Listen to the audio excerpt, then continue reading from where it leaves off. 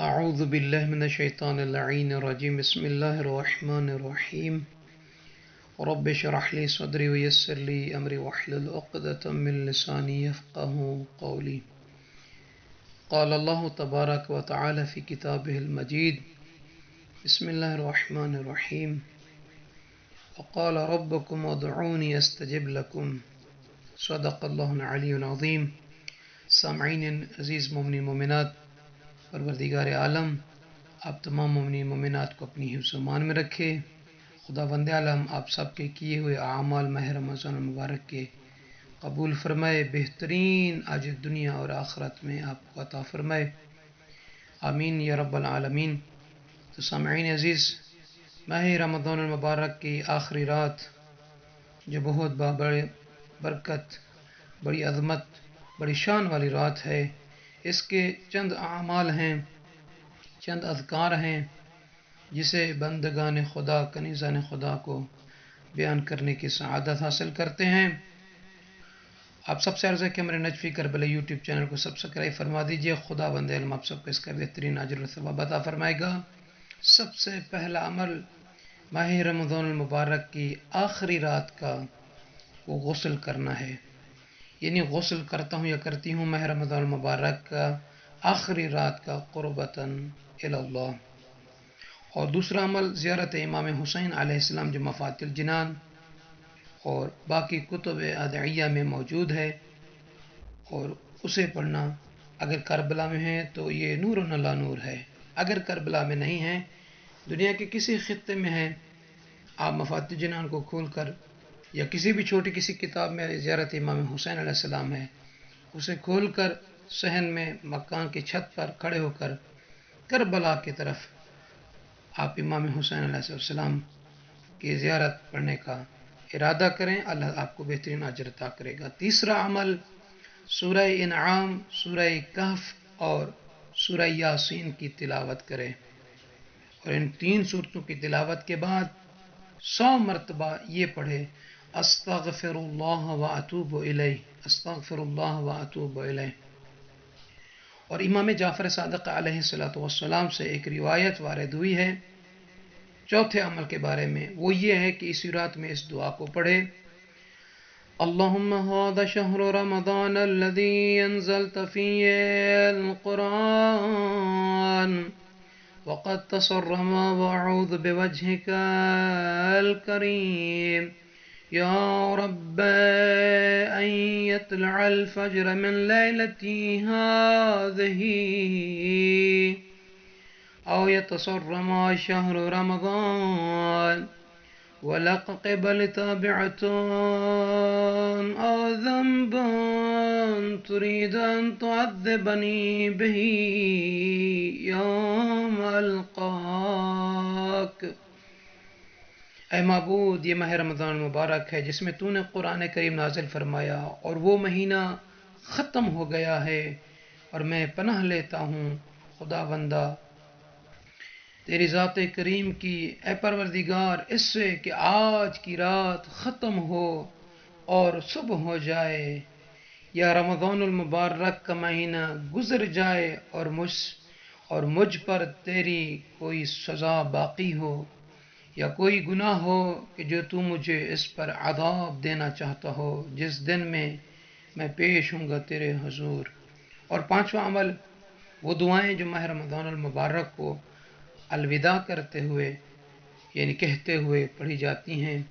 ان کا پڑھنا بے حد ثواب ہے، جیسے کہ صحیفہ کاملہ کی 45ویں دعا ہے جو امام زین العابدین علیہ السلام کی ہے، آپ اسے دیکھ کر پڑھیں۔ اور چھٹا عمل امام جعفر صادق علیہ السلام سے روایت کی گئی ہے کہ امام علیہ السلام فرماتے ہیں کہ جو شخص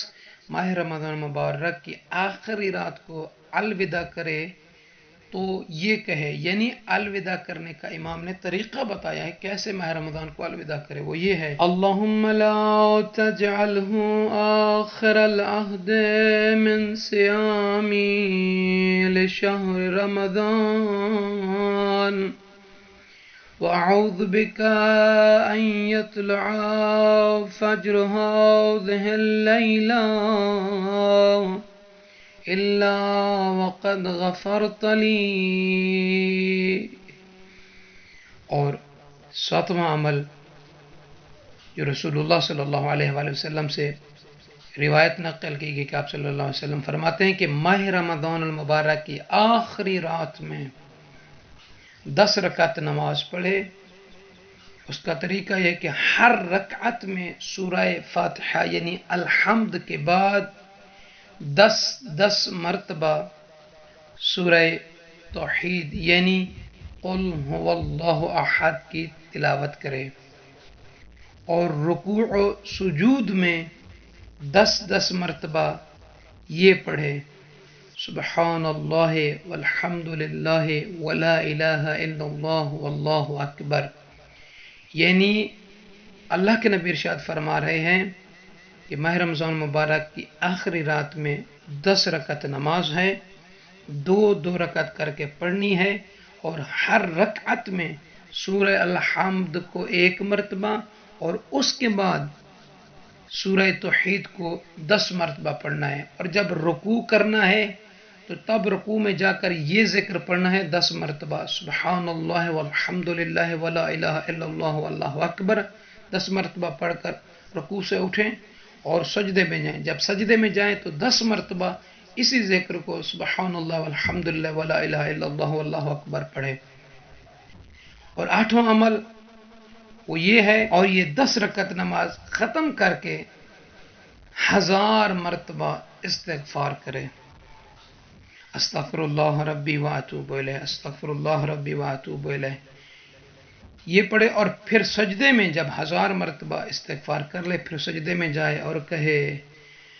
یا حی یا قیوم یا ذا الجلال والاکرام